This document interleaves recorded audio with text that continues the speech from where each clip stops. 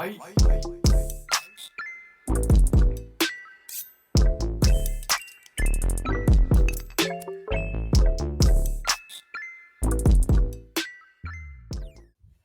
today's podcast, we're going to talk after a couple of weeks off here to get kind of things rolling, watching games throughout the season. We're going to talk about the NCAA men's basketball. We're going to call them the State of North Carolina Power Rankings. I've watched a lot of the now 19 Division I schools in North Carolina, and I feel like I've put together a good census or a good basis of what's going on. So just want to talk through that. I think it's a fun little addition there. I know it could probably be an article, but I want to get a good pod out here for you guys. Before we jump into that, the NCAA men's basketball State of North Carolina power ranking, just want to mention that SeatGeek is the presenting sponsor of the Two Pointers podcast once again this season. We greatly appreciate their support, whether it's sporting events, concerts, whatever you're heading to this winter here with football, basketball, again, concert, sporting events. We want to mention that SeatGeek has a $20 off promo purchase for you. Code 2Pointers, $20 off your first purchase. Link in the top of the description. That will earn you an extra discount as well as it helps support the show as well. So big thank you to SeatGeek and their continued sponsorship and support of what we do around here at the Two Pointers podcast. So the D1 Hoops power ranking is simple. I did this with the games through early this week. I'm recording this on late on the 20th, and so kind of just touching on most of these teams have played 3 to 4, some of them 5 games. So you have a good census of kind of the early non-con. Some teams have played a lot harder schedules, and that did weigh that a little bit more. So number 1, I have Duke. That should come to probably no surprise to anybody because a lot of the top teams in North Carolina, the ones that are undefeated, are ones that have played, let's say, games that are not exactly going to help their net rating or results that are probably not going to help that as well. At least some of these schools at the top have played hard games and they've competed in those games. And I think that really matters. So for Duke, I mean, look, they beat Maine 96-62. They beat Army 100-58. They absolutely ran over Army. Of course, in the Champions Classic, they lost 77-72 against Kentucky. That first half was probably the best half of basketball I've seen any team play this year with Duke. And obviously the 3-ball did not carry over into the second half like it probably, definitely now we know because of the result that it needed to beat a team like Kentucky that's really experienced, a team that I'm starting to like a lot more. But they lost by 5, right, in a neutral site.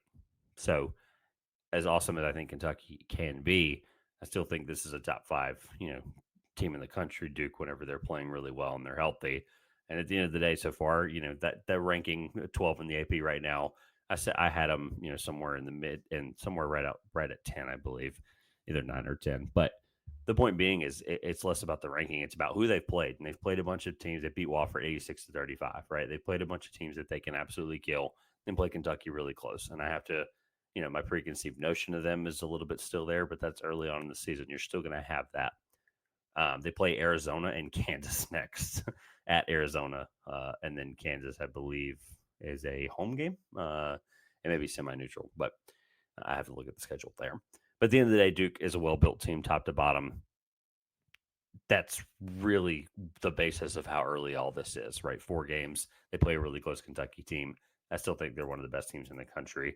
And for context, that game against Kansas is part of the Vegas showdown, the Terry's Chocolate Vegas showdown.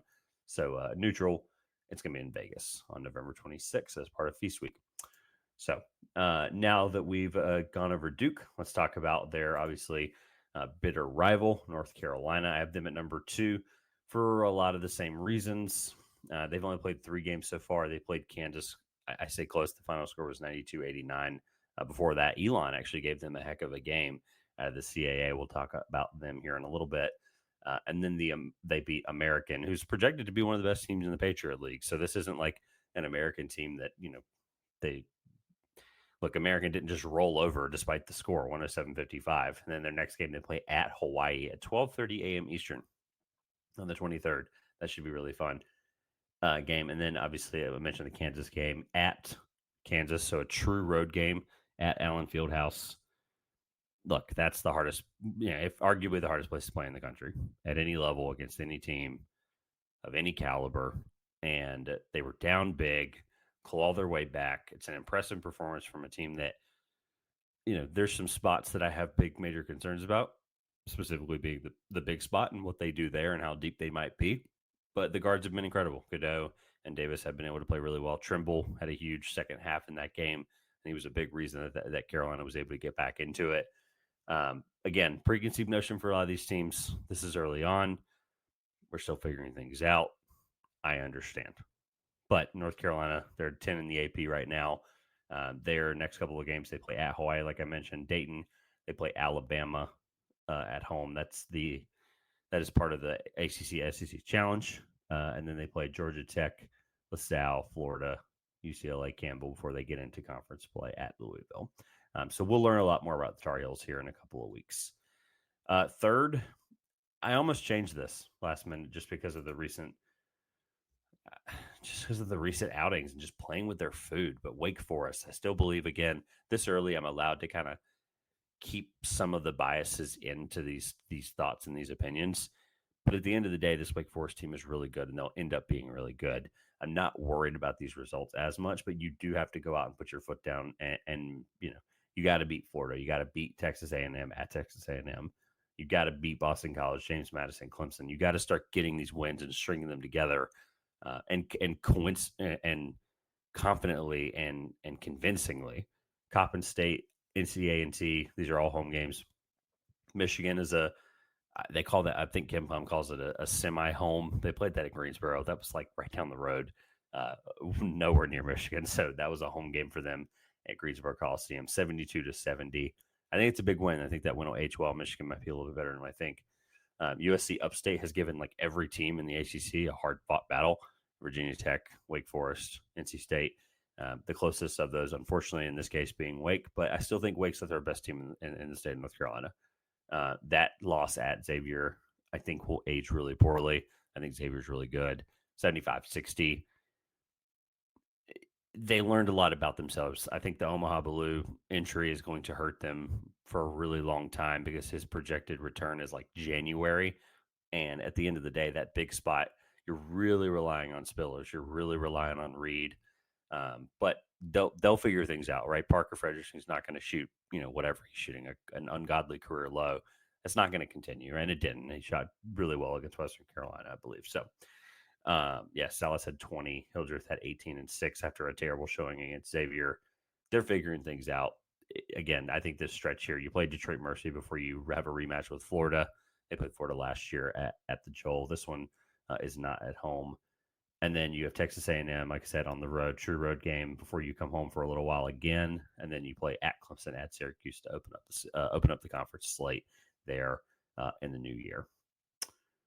Again, still Wake Forest being the third best team. I'm not backing down from that. A lot of my eggs, I joked early on in the season, I kept making this point, but all my eggs are in the Wake Forest basket.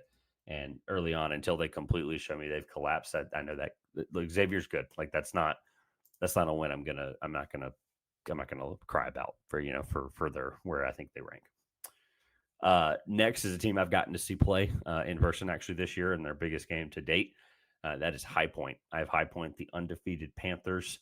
I have them at 5-0, and I have them fourth in the state of North Carolina because of their schedule. They beat Coppin State, Jackson State, and NC Central. These are all games at home to open the season. Nobody wanted to play them. Nobody wanted to schedule them. So this is all a testament to them getting these games, paying for them, and winning them. UAB was the game I was at, 68-65. If it wasn't for Ante Berzovic in Charleston and FAU and double overtime at TD Arena and a running buzzer beater by Berzovic, this could have been the game of that day. 68-65 is still one of the best mid-major games of the season so far and probably will age really well.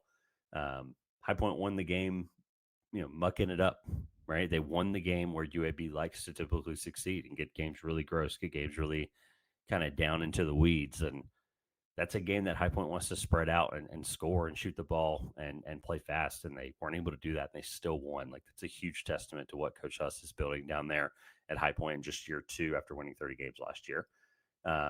They play Missouri State, Pfeiffer, and then they go at UNC Greensboro, home against North Texas. App State, I believe, is a neutral site. They play a non-Division I at Southern Illinois, They play these tough games, and then they finally on January 2nd play Radford at home to open up the slate. Before I think the Big South's going to be really good. They play a decent slate here. We'll get to some of these teams: UNC, Asheville, Gardner Webb, etc. They're going to be able to get that figured out. And I'm not going to sit here and continuously beat a dead horse, but there's not many games left that they can lose. They can definitely lose to North Texas. They can definitely lose to UNC Greensboro. If they get into conference play undefeated, there may not be a team in front of them that they can lose to. Again, don't want to jinx them, but I really believe it. I saw this team play. They're incredible. Number 5, I have NC State. NC State, very famously, has always played lower Division I competition. If not, I think there isn't a lot of non D1 in recent years. But after last year's run to the Final Four, how incredible that team was. You have a lot to prove. You have a lot to come out and get figured out without DJ Burns and without DJ Horn. But you have a good group of returning guys, and you have to go out and you have to beat teams convincingly. And for the most part, they've done that. I mentioned Upstate. That was 97-66 to open the year. They beat Presbyterian, so they beat 2 Big South teams. They beat Coastal Carolina, who 92-70 is going to, or 82-70, excuse me, a 12-point win. All these games are at Lenovo Center here in Raleigh. Coastal Carolina, I think tough team under Justin Gray. I don't think they're going to be, blowing the doors off anybody in the Sun Belt, but I don't think they're going to be a doormat either. And then Colgate, 72-49. They've got an incredible program there. At Colgate, multiple NCAA tournament appearances in the last 10 years. Just an incredibly well-built program. 72-49. They play William and Mary, and then this is where NC State starts to figure out and kind of learn a lot about themselves. On the 28th of November, they play Purdue. They play Texas on the 4th of December. A couple of Florida State, Coppin State games they can win, and then they play at Kansas. At Kansas on December 14th. That is a team that will know a lot about themselves as we head into the week of Christmas there. But overall, the transfers are starting to kind of really get their footing on things. Marcus Hill, 17 in the win against Colgate. I think he's becoming arguably their most important piece so far. Brandon Huntley Hatfield, I think, will end up being kind of the most impactful ceiling raiser for them. Middlebrooks has continued to step into some great roles. Jaden Taylor obviously is going to have the ball a ton. These guys they need to learn to continue to play together, how to figure that out, play deep, play fast, and defend really, really well. And I think that they can, if they can go 2-1 in the Purdue, Texas, and Kansas games, the season starts to look a whole lot more promising and quickly as, like I said, heading into the week of Christmas. There they play Ryder on the 22nd. So NC State I have at number 5. Number 6 might surprise people, but they're one of the best stories, in mid-major college basketball right now, and that's East Carolina, historically known to most folks outside of the state of North Carolina, and really ever, as a football school. And they've kind of got some interesting things going on in football there. But they're 4-0, sneakily, beating some decent teams here. Obviously, I say decent teams in this case. Coastal Carolina, 63-59. George Mason, they beat by 1. George Mason, you just never know. A10, Tony Scan there, I believe in that program, and I believe in him. But they, a lot of head-to-heads in the non-con. You'll see with the trend here with some of these schools we'll get to. They play a lot of in-state schools in a couple of weeks. They play Gardner Webb in the non-con. They play UNCW. They play A&T. You're going to start to that would have probably made this ranking a little easier. Maybe we'll readdress this in a few months. But they're 4-0. That's one of the best starts in recent program history. I really believe in Coach Schwartz, the defense, the idea of what this team can be with RJ Felton. Felton's an incredible player. He had 27 points in their double overtime win against George Mason. They've got some spectacular plays that made it on the Sports Center with Jordan Riley and his athletic dunks. They've got a lot of soul searching to do when it comes to the front court, but I do think the back court and Felton leading the way. He'll be one of the best players in the American this year, arguably a first-team all AAC player. They play Jacksonville State, like I said, A&T, Wilmington at South Carolina. That should be a really interesting game. South Carolina is not as good as they were last year. North Alabama might be one of the hardest teams on their schedule for a few weeks here. FIU at home. They get Gardner Webb at home. At South Florida is when they begin the American slate on Christmas Eve on the 31st. But I really like East Carolina. Really fun story. All these rankings are irrelevant. These teams play 4 games. Ultimately, these will age, differently, poorly for some. But East Carolina is a great story, which is why I have them at number 6. We'll start to roll through these a little bit. UNC Wilmington is who I have at number 7. And Seahawk fans, before you come and attack me, right? Obviously, you have a loss on your schedule, and obviously, I understand it's against Kansas. I'm very well aware of that. But you beat a non-D1, Georgia Southern, who I think is a feisty team. Upstate was a close win. I know that was at Upstate, who's just, like I said earlier, giving me USC Upstate, shock of the season so far, with having, I believe they returned 0% of their minutes. So a lot going on there. I believe, if I remember correctly, I wrote for them in the Big South now.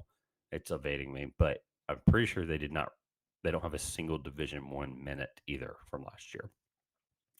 At Upstate, true road game, win by 5 or 4, excuse me. And then at Kansas, 84-66. That game was really tough in the first half. I think that was a really valiant fight from TKO, but he can also use this game incredibly well, I think, for his team. Really nice stretch here coming up for UNCW.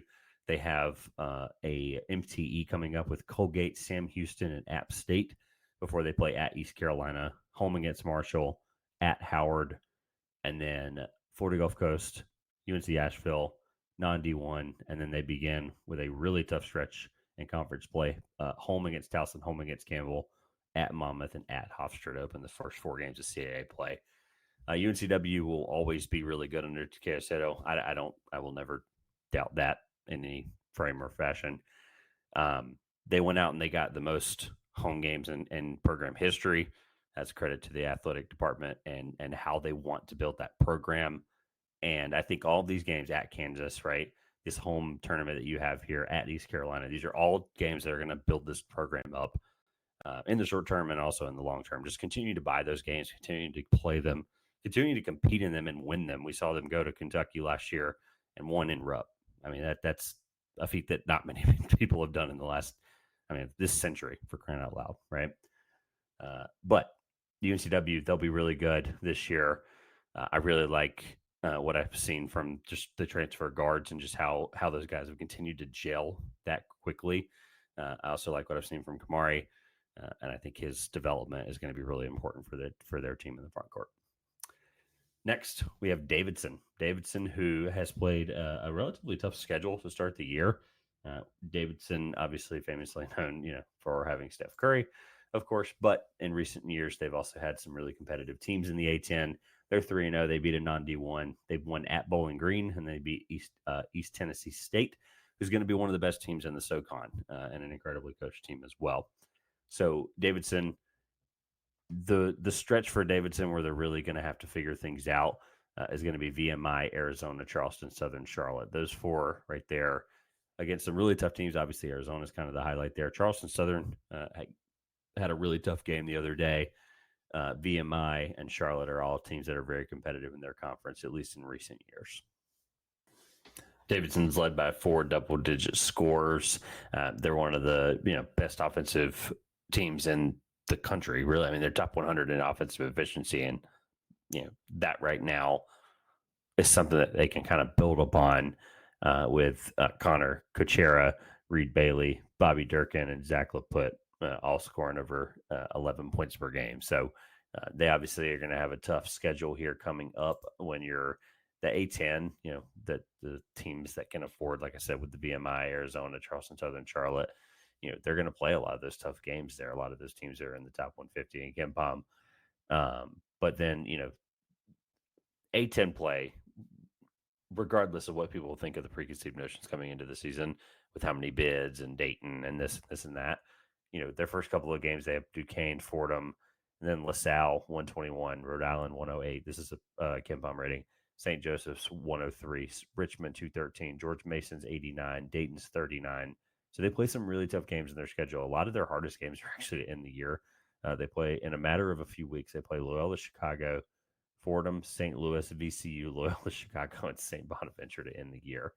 So Davidson 3-0 right now. Really cool story.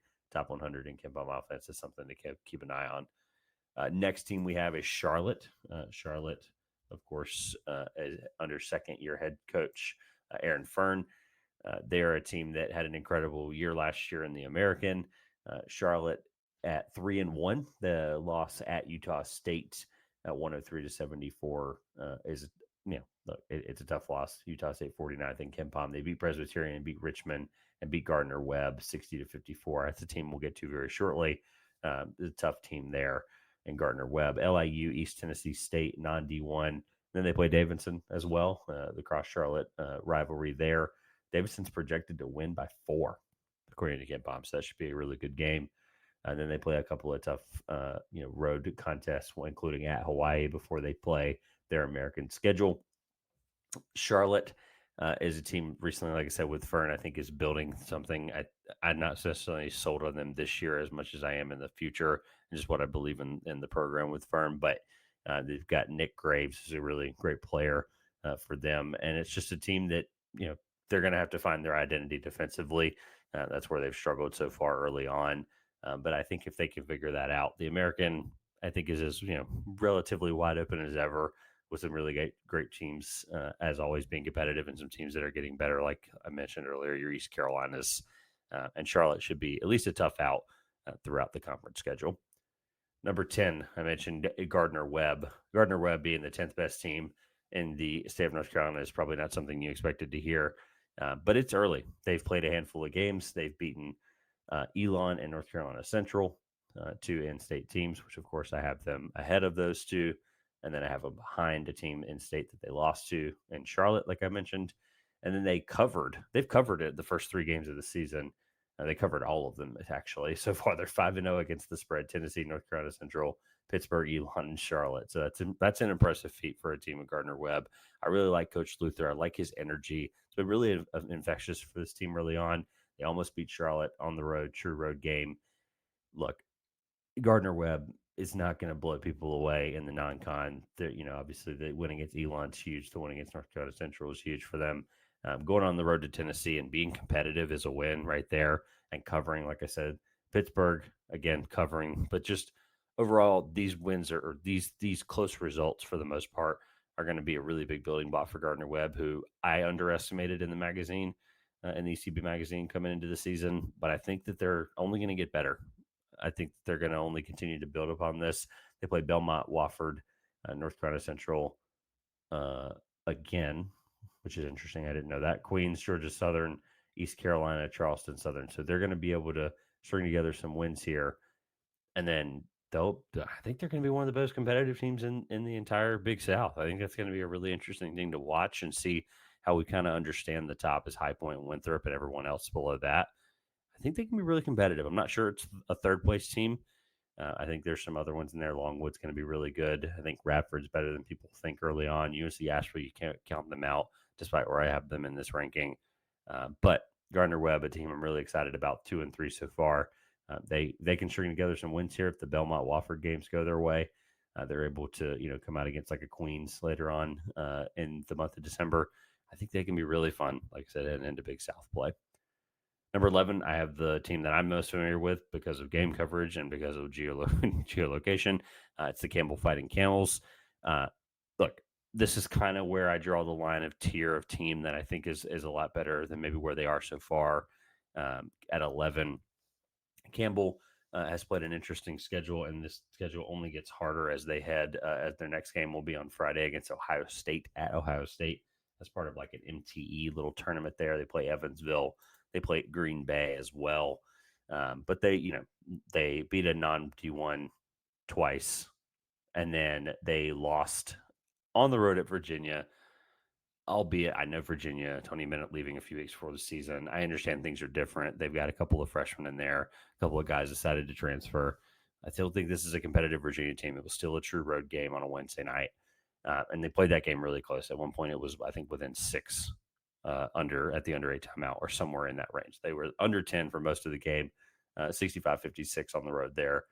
St. Francis is a tough loss, 339 in KenPom for St. Francis. This is a team that, last year went up to St. Francis in the home and home and lost by 2.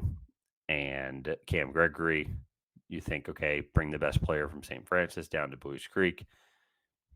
maybe that's a huge difference maker. Just couldn't make shots, couldn't control the turnovers. But ultimately, the win against Navy, good building block win. Navy isn't going to be one of the better teams in the Patriot League, that's for sure. Ohio State 22nd in KenPom. Evansville is a winnable game. Green Bay is a winnable game. Then they return home, Coastal Carolina at the Citadel, at Morgan State, home against Longwood, and a former Big South rival there. North Carolina. These are all games I'll be at for the most part. Obviously, some of the road games far out I won't be, but this is a team I really like. Like I said it in the magazine, I picked them fourth to finish in the CAA.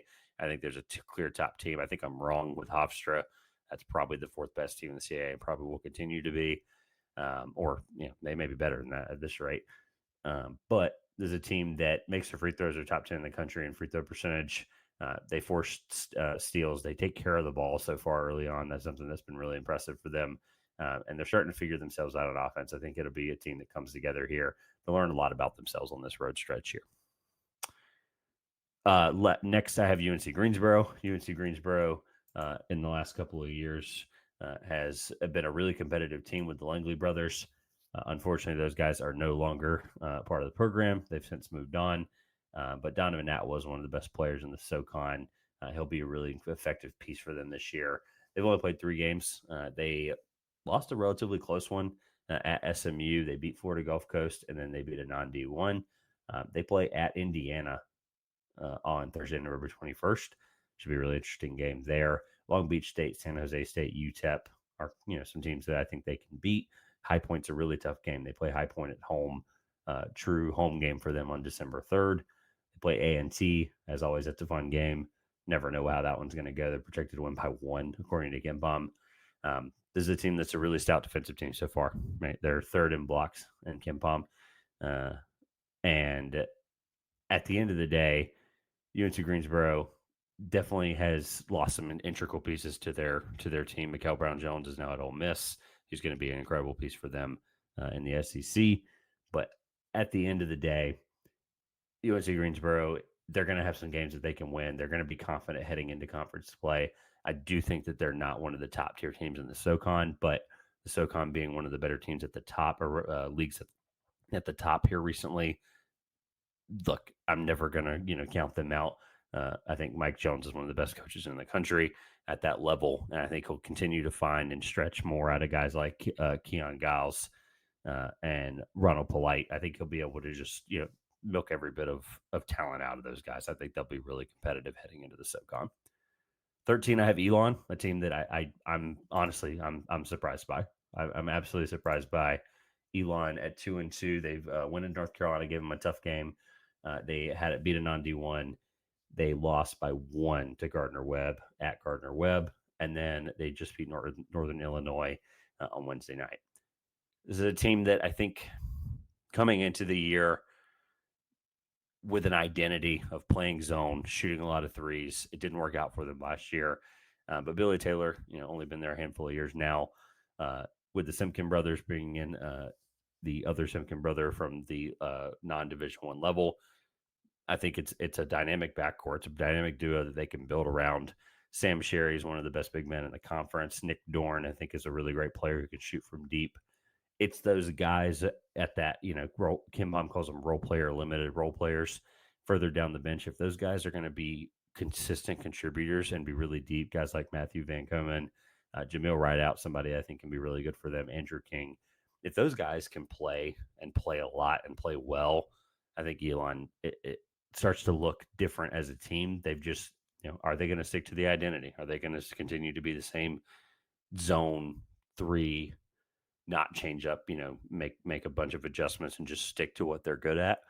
A la Syracuse in the past there. They've been a great defensive team so far.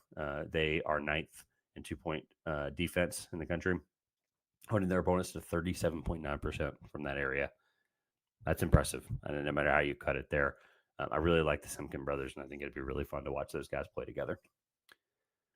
14, I have App State. App State was one of the teams ravaged by the transfer portal. They lost a lot of key pieces in the offseason, but Dustin Kearns is one of the best coaches in the country. Don't care. I'll continue to stick to that. And with App State, when you come off a season where you're probably one of the, obviously they lost to, they ultimately lost in the SoCon the SoCon semis to Arkansas State. But at the end of the day, if you're able to even bring back a guy like Miles Tate, CJ Huntley, like these are guys that are great building block pieces for a year when you return basically nothing. You lose Spillers, obviously, to Wake Forest. We talked about him earlier. They lost to Miami, Ohio to start the season in the Sun Belt MAC Challenge. That's a game that they probably could have won, probably should have won, according to KenPom. They beat a non-D1. They go to Wisconsin and get killed, and then they beat Queens. It's a in-state game that they can build upon. 3-point defense is always going to be really good under Kearns. The offensive struggles, I think, is going to continue to hurt them. They'll have to figure that out. They're just, right now they're actually not making their free throws. They're almost dead last in free throw percentage. That's obviously not going to continue, and I don't anticipate that staying that low. They got to figure themselves out offensively. I know when you lose that much production, it's a really tall task, especially when you're playing some tough teams early on. They play William and Mary, Sam Houston State, Colgate, UNC Wilmington. That's probably one of the hardest stretches there they'll have all year, including some of their Sun Belt games. That is part of that UNC Wilmington MT we talked about earlier. They'll get to play all three of those teams in that tournament. 15th, we have NC Central. What Coach Moten has done there and how well he's kind of coached that program up in their history. Look, they're always going to be competitive. I know that their record doesn't show that, and I know I'm ranking a 1-5 team ahead of some teams behind them. But I maybe could have swapped 15-16 here in just a minute. But Central's played some tough games. They played George Mason pretty hard. Gardner Webb, they lost by 6. High Point, albeit it's High Point. It's on the road. It's a 16-point loss. That's a tough game. Georgia Southern lost by 5. They beat William and Mary, who people projected to be like the 6th best team in the CAA this year. And like this massive turnaround in year one under Coach Earl, I'm not, I definitely was not in that camp coming into the year. To beat William and Mary on a neutral court, that's an impressive feat. Winthrop, that game was, as Brian Wilmer put it, just bananas, and just how some of the calls kind of got out of hand there. 77-75. That was part of that little Winthrop Rock Hill Classic or whatever they call that tournament now. And they play Georgia State coming up, 2 non-D1s to get themselves figured out. Radford, Gardner Webb, a lot of Big South teams this year for them. West Virginia on the road, true road game there. And then they'll get a nice stretch at home to open up MEAC play in a couple of weeks after that. But they're always going to be good under Moten. Obviously, the start of the season, 1-5, that's how most of these MEAC teams do, because they just play these ridiculously hard schedules that earn them a lot of money. Obviously, that's a big part of how this scheduling game works, right? You figure out who's going to pay you, how far you're going to travel, and you just figure it out. And these teams, they normally learn a lot about themselves, and they normally come home and it's a building block. It's the reason Howard's been so good. Howard scheduled these incredible games against Kansas and whoever the heck else. Central does the same thing. I think it really helps them. I think it's a building block for these teams later on in conference play, because then the MEAC teams aren't going to look hard. They're going to have an identity. They're going to be tough to play, and they'll be well tested by that point. Moving on, we'll get out of here soon. Queens is going to be our number 16 spot.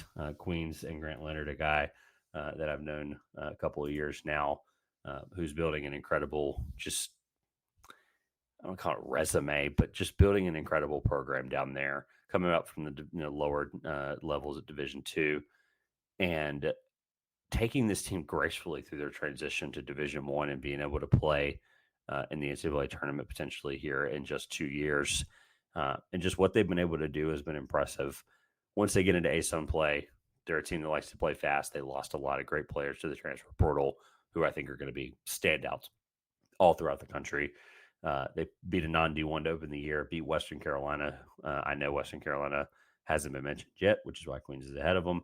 Utah, they got destroyed. BYU, they got destroyed, and then they lost on the road at App State. It's a game that they could have won, 64-53. Credit to App's defense. I mentioned earlier, App's an incredible defensive team. Offensively, there's a reason this game was in the 60s. Queens 335th in offense. That is not like them. That is not characteristic to who they've been recently. Playing really fast, hitting a lot of threes. And I think this young group and this young core of guards with Anderson and Pollard and Bryce Cash and Chris Ashby, I think these guys, as they figure themselves out and as they figure out how to play together, they'll continue to get into that groove offensively. They're not hitting the three well right now. They'll figure that out. That the offensive production is the least of my concerns. A guy I'm really excited about for them, just from a defensive standpoint, kind of changing who they are a little bit. Malcolm Wilson, I had him picked as the ASUN Defensive Player of the Year, and I don't expect that to change. I think he'll be really good this year, and he's had some incredible performances to start the season. Next, we have Western Carolina and first-year head coach Justin Gray. Western Carolina, obviously coming off the best season in program history last year. They play a non-D1 to open the season. They lose to Queens. They beat a non-D1. So they've only beaten only two of their four games, and only 2 wins have come against non-Division I opponents. Wake Forest, of course, that's always a fun game when you get to play an ACC team. It's 82-69. Game's a lot closer than I think a lot of people anticipated. Their offense is not anything to be, excited about just yet. Plucked over some guys from Western Carolina coming over with Coach Gray. Bernard Pilote, somebody that I think is going to continue to be better for them as the year goes on. Brandon Morgan, I think, is a guy to watch as a guy that gets more comfortable. CJ Highland's a really great freshman that they have. Their schedule's tough. Like, it just is. They play Queens. So I know 302nd and Kempom, but that's a tough Queens team. We talked about Wake, Marquette, Bellarmine, USC Upstate, UNC Asheville, Tennessee. This is all before they play anybody in the SoCon. And then they open with Furman, Sanford, Wofford, Mercer, VMI, UNC Greensboro. These are all really hard SoCon games. I'm not saying Western is going to have the greatest season in the world. I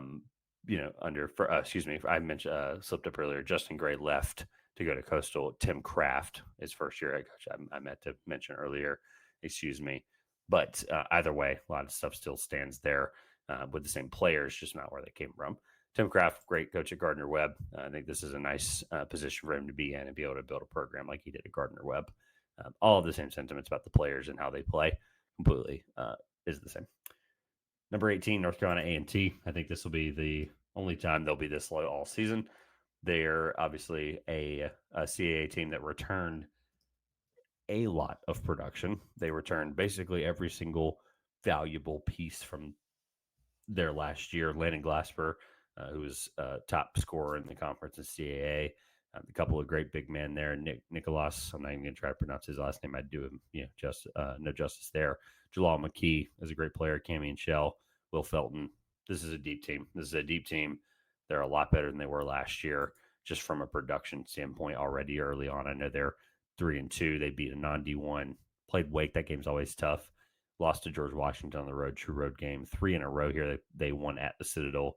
They won home against Morgan State.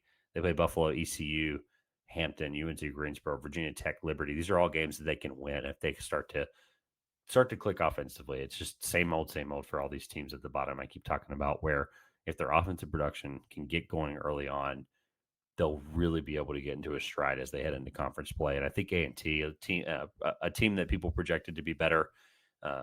Not a drastic improvement over last year. When you're the most continuity rich team, arguably in the CAA, there's been quite a couple there. But they returned 2 of the best guards in the conference. Like, it's a building block that you're always going to be able to be excited about. And again, I say it all the time. I've said it a lot today in this podcast. These games help you build as a program. These games help you build on the season and learn what you have and learn what to improve upon so that you're battle tested for a conference like the CAA. And I think they'll be really good. They got to figure themselves out offensively. And I believe in Monty Ross to do that. Lastly, it hurts my heart. UNC Asheville, obviously, with all of the unfortunate events that have happened in recent, weeks here. Now it's only been a few weeks, right? It happened in the middle of October. Have not played a true home game yet, unfortunately for UNC Asheville. Away at Alabama, that's a loss. Loss at Ohio, a game that they played really, really good for their second game of the year. Ohio is going to be one of the best teams in the MAC, one of the best teams in mid-major basketball. And they only lost that 82-76. And then at North Florida, who was the story and the darling of the first week, beating a couple of really good teams in North Florida. North Florida defeated South Carolina, Charleston Southern, and Georgia Tech to go 3-0 to start the season.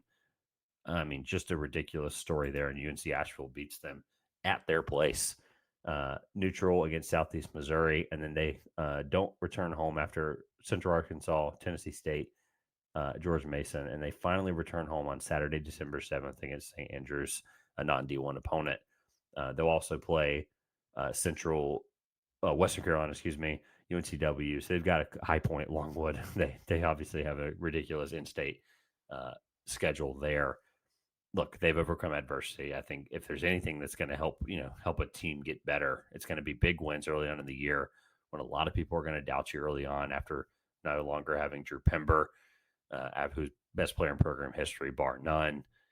This is a team that, as they figuring themselves out, Jordan Marsh, Josh Banks, Toyas Sullivan, all really, really incredible guards. That group is just going to be one of the most battle-tested groups, despite not playing, some of these guys not playing with each other for a really long time. That's a credit to Mike Morrell and keeping this team rallied, keeping this community rallied. They don't have a football program, so they really believe in this basketball team. They buy in to everything that this program has done and built and won.